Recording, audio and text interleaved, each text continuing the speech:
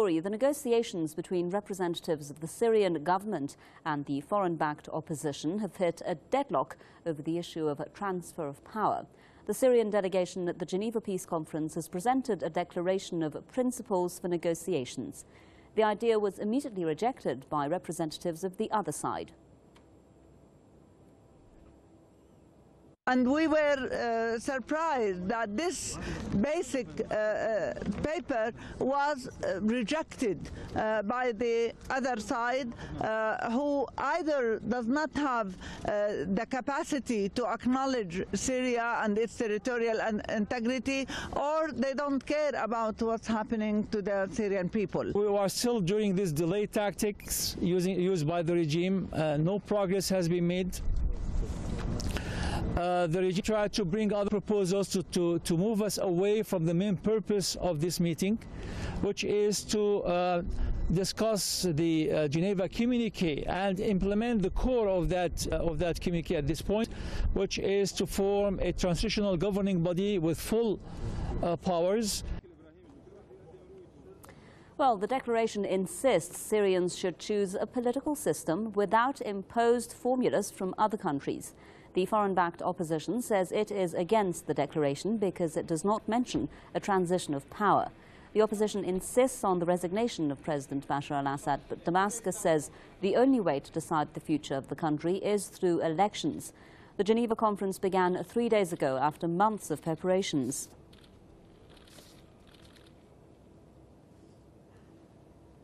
Mr. Issa Chair is a political analyst with us now live from London. Let's get his thoughts on this. Mr. Chair, thank you so much for being with us here on the Top 5.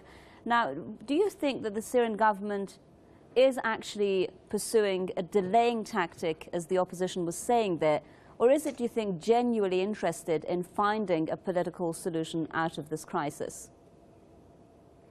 I think it's for the interest of the Syrian government and for the interest of the Syrian people that this peace process materialize on the ground.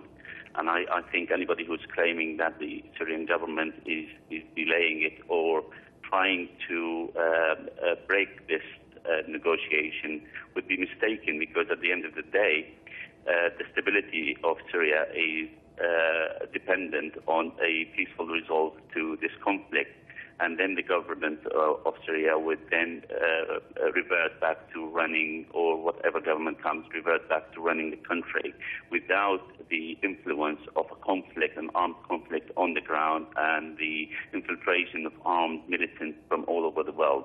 You see, there's an issue here which Syria is dealing with on the ground, an issue of militarization and arms that are on the ground, and extremists which are penetrating Syria, coming into Syria from all sides and causing havoc.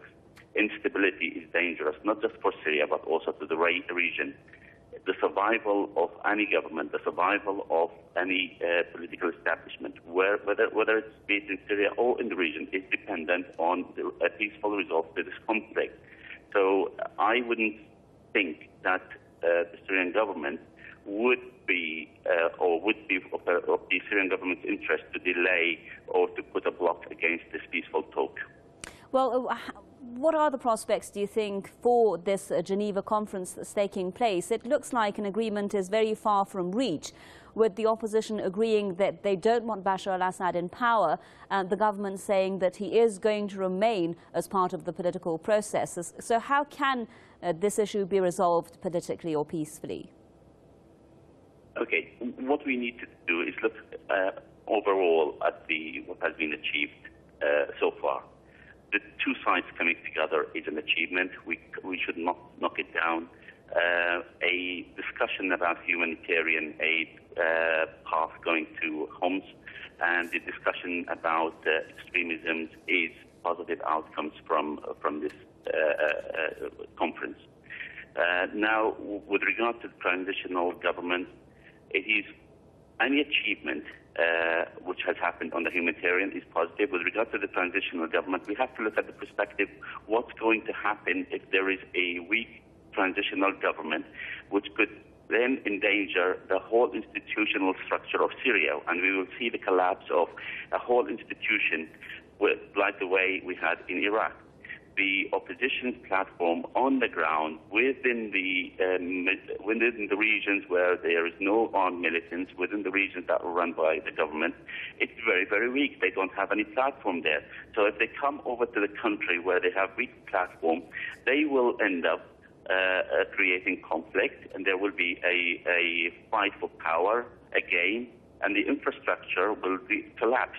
So we have to remember that the civil servant, the civil service structure is the majority of the people, and the people are the people who will decide which government will run the country. It is not for foreign-backed oppositions or for foreign governments to impose who is going to run the country.